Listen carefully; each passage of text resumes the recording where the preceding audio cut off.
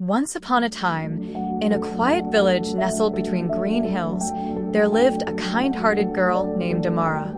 Amara's mother had passed away when she was very young, and her father, longing for someone to care for Amara, married a woman named Mrs. Rona. At first, Amara hoped for a mother's love, but soon discovered her stepmother's heart was cold and unkind. Mrs. Rona made Amara do all the chores around the house. Every morning before the sun rose, Amara fetched water from the well, swept the floors, and cooked breakfast for her stepmother and stepsister, Titi. While Amara scrubbed and cleaned, Titi spent her days playing in the garden and trying on new dresses.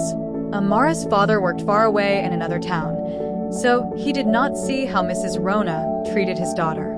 Whenever he came home, Mrs. Rona acted sweet and gentle, serving Amara a warm meal and hugging her with false affection. But as soon as he left, she returned to her cruel ways. Despite all of this, Amara remained gentle and hopeful. She loved to sing while she worked, and her beautiful voice brought joy to everyone who heard it, except Mrs. Rona, who scowled and told her to be quiet. One evening, a great celebration was announced in the village. The prince was to hold a festival, and everyone was invited. Titi and Mrs. Rona were very excited and began preparing fancy clothes. Amara wanted to go too, but Mrs. Rona laughed at her. "You? To the prince's festival? Who will do all the work?" she sneered. "You will stay home and mop the floors."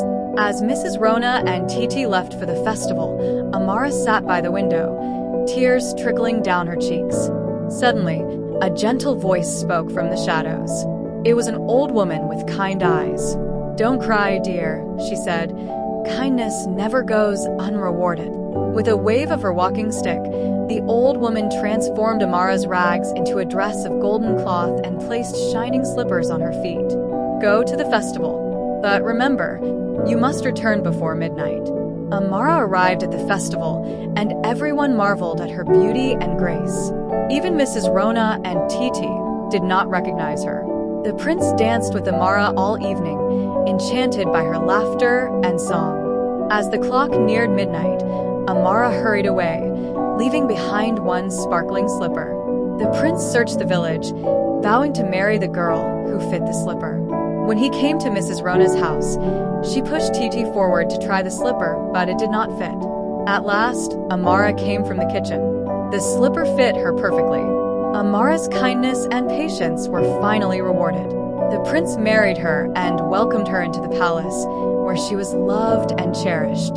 From that day on, Amara's days of sorrow were over, and even her stepmother realized that cruelty brings sorrow, while kindness always wins in the end. And so, Amara's story became one of hope, showing all the children of the village that even in the darkest times, kindness, patience, and courage shine the brightest. Thanks for staying to the end, bestie. Tell me what you think about this story in the comment section. Love you all.